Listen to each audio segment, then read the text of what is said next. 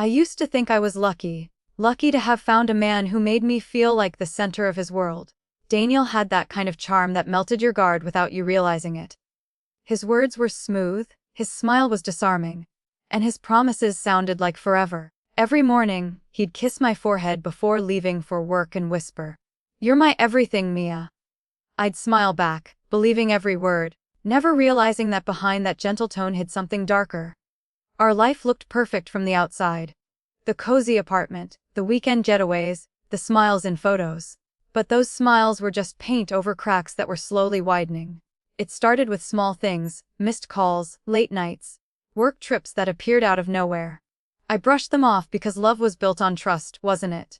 But one night, everything changed.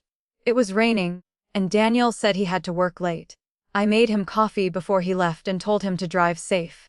Something about his eyes that night felt distant, almost cold. Hours passed, midnight came, and his phone went straight to voicemail.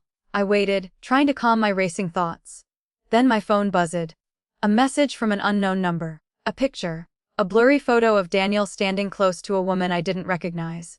My hands went cold. My heart dropped. That was the moment I knew. My perfect life was a lie. The next morning Daniel came home acting like nothing had happened. His shirt smelled faintly of perfume, not mine. My chest tightened, but I stayed silent. He poured coffee, talking about how crazy work had been. I nodded, pretending to listen while my mind screamed. I decided I wouldn't confront him yet. I needed proof. So I started watching quietly, carefully. Every message, every excuse, every lie, I noted them all. I installed a tracker on his car, claiming it was for safety. Within a week, I got my first clue. He said he had a client dinner, but his car was parked across town at a quiet restaurant. I drove there, parked a block away, and waited. When he stepped out, my heart sank. There she was, the same woman from the photo. Elegant, confident, laughing with him. I took pictures, my hands trembling. I didn't cry. That night, he came home humming, pretending to be the man I thought I knew. And that's when I realized. He thought he was fooling me, but I had already started my game. The following days, I played my role perfectly. I smiled, laughed, cooked dinner. He thought I was still blind. But behind that calm mask I was calculating every move. He had no idea that I had access to his accounts, his messages, his digital secrets. He had no clue that I'd become close with one of his coworkers, gathering details about his so-called meetings. It didn't take long to see the full picture. He wasn't just cheating. He was stealing from me too.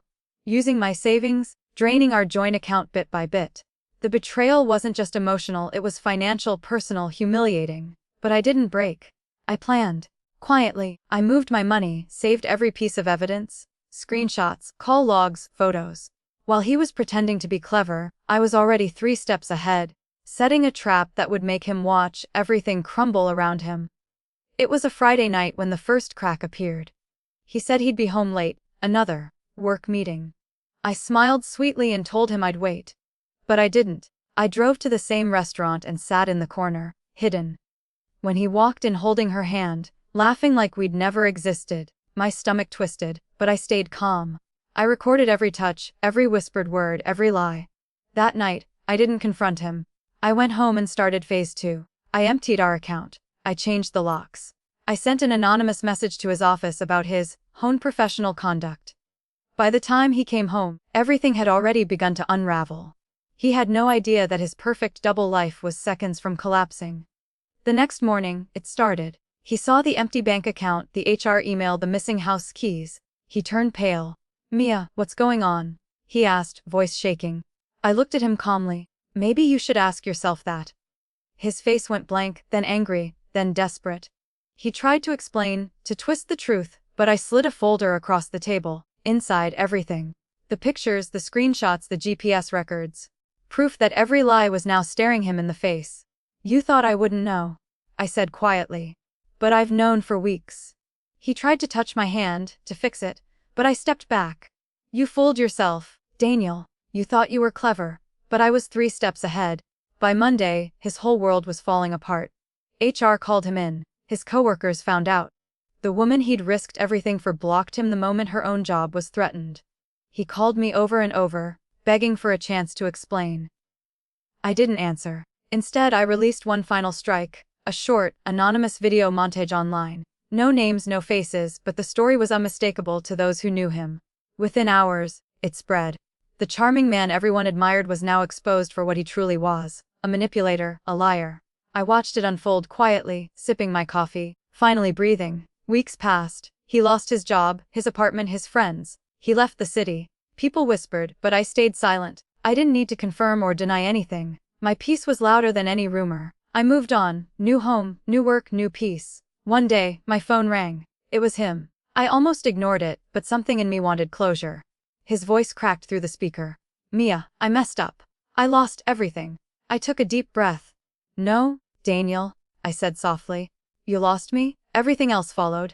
Then I hung up. Now, when I think back, I understand something deeper. Revenge isn't always about hurting back.